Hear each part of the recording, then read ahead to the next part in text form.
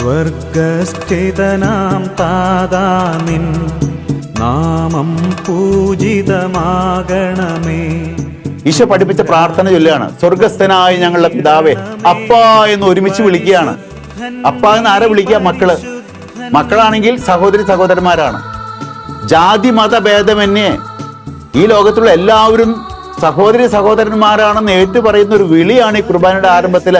അപ്പാ, സ്വർഗസ്ഥനായ ഞങ്ങളുടെ പിതാവേ എന്ന് വിളിക്കുമ്പോൾ ജാതി മത ഭേദമന്യേ എല്ലാവരെയും എൻ്റെ സഹോദരി സഹോദരങ്ങളായിട്ട് കാണാൻ എനിക്ക് കഴിയുന്നുണ്ടോ എന്ന് ആത്മപരിശോധന ചെയ്തിട്ട് വേണം ബലിയില് സ്വർഗസ്ഥനായ പിതാവേ എന്ന് വിളിച്ചപേക്ഷിക്കാൻ.